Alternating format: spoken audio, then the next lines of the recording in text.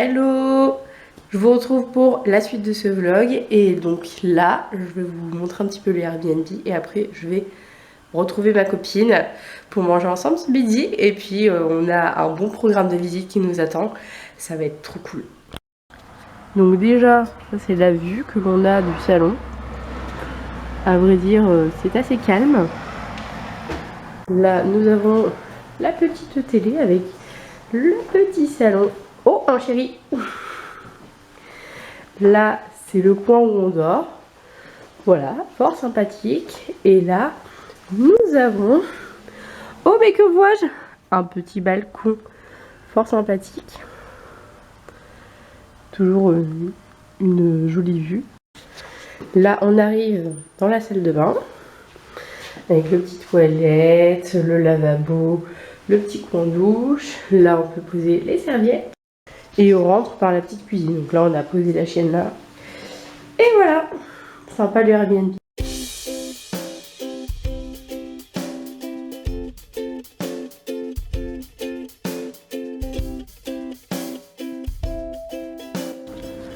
Donc là, on est en pleine visite de l'abbaye de Fontevraud dans la Loire. C'est super joli, je l'ai déjà fait il y a quelques années avec mes parents. C'est tellement beau. Avant de vous laisser avec les images de l'abbaye de Fontevraud, je vais faire un petit point sur son histoire. L'abbaye royale de Fontevraud a été créée en 1101 par un moine itinérant du nom de Robert d'Abrissel. 14 ans plus tard, une décision révolutionnaire est prise pour l'époque puisque les hommes et les femmes vont être gouvernés par les abbesses. L'abbaye va accueillir pendant 7 siècles des nobles de sang royal, donc ça explique pourquoi on appelle l'abbaye royale de Fontevraud. Voilà, l'explication vient de là. En 1491, l'abbesse Renée de Bourbon entame des travaux de rénovation au niveau du cloître et également de la salle capitulaire. C'est en 1792 que les moines et les moniales vont être chassés à cause de la Révolution. Et donc, à cause de ça, les vœux monastiques vont être interdits et les ordres vont être supprimés. Et c'est aussi cette année-là que la dernière abbesse va fuir pour aller à Paris.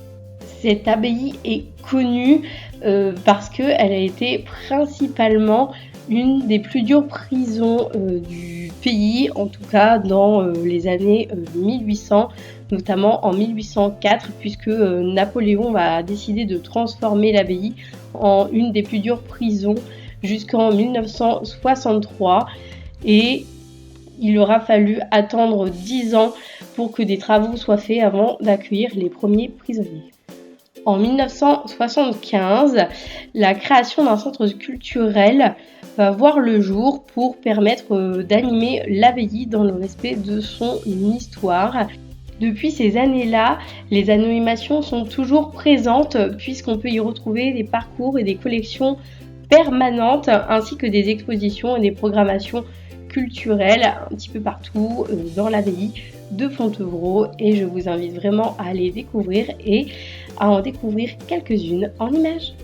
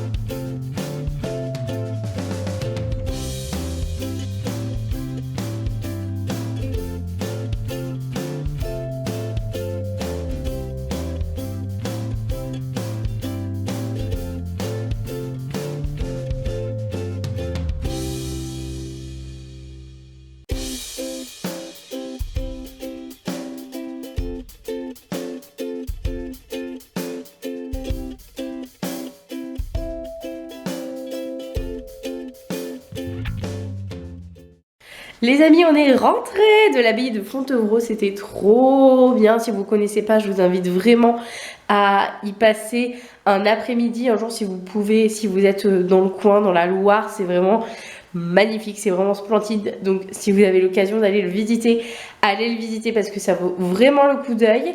Et donc là, nous sommes rentrés, on va se préparer pour fêter le 31 dignement. Et il faut quand même qu'on vous montre, que je vous montre surtout, on a acheté des jeux de société pour pouvoir s'éclater ce soir, ça va être trop cool.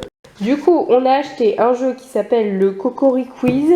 C'est un jeu un peu de culture générale sur la musique, le cinéma, le sport, etc. Il y a moyen de bien se marrer. On a acheté un autre jeu que je connais pas non plus qui s'appelle le Presque Vrai, qui a l'air vraiment pas mal. Et mention spéciale à Cyprien et Squeezie. Je l'ai eu une fois qu'on l'avait pris, qu'on s'était dit tiens, on va prendre le jeu. Et ça a l'air pas mal non plus. On va, je pense, pouvoir bien se marrer. C'est écrit dessus, partager des fous rires avec Presque Vrai, le jeu des affirmations délirantes. En gros, c'est il y a des cartes avec des vraies informations, des fausses informations ou des presque vraies informations. On doit trouver laquelle est la vraie ou laquelle est la fausse. Un jeu de cartes, somme toute basique, mais ça c'est pour offrir. Et ce jeu, je l'ai découvert et j'y ai joué avec la famille de mon copain. Et c'est juste génial. J'ai dit, il faut absolument qu'on y joue ce soir. On va vraiment s'éclater. On va trop rigoler. Donc du coup, on a pris ça. Et on va y jouer ce soir. Du coup là je vais aller me préparer le temps que mon cher et tendre est parti promener la chienne. Comme ça quand il revient j'aurai plus qu'à enfiler la robe. Je lui demanderai, j'ai amené 2 robes, je sais pas laquelle mettre. Donc du coup je vais lui demander laquelle je mets. Et puis après on ira quoi. Et vous voyez ceci en fond, mais je vais juste vous expliquer assez rapidement ce que c'est. C'est un système ingénieux que nous avons trouvé pour que ça fasse une espèce de barrière pour la chienne, pour qu'elle ne vienne pas nous embêter la nuit. En fait, il y a une porte et on ne veut pas fermer la porte parce que l'espace est assez réduit et qu'il n'y a pas vraiment de fenêtre. Et donc du coup, pour éviter d'avoir des grosses odeurs de chien dans la cuisine, du coup, on a mis ça. On s'en va dans une chèvrerie. Leur chien, il a sa tête, il attend.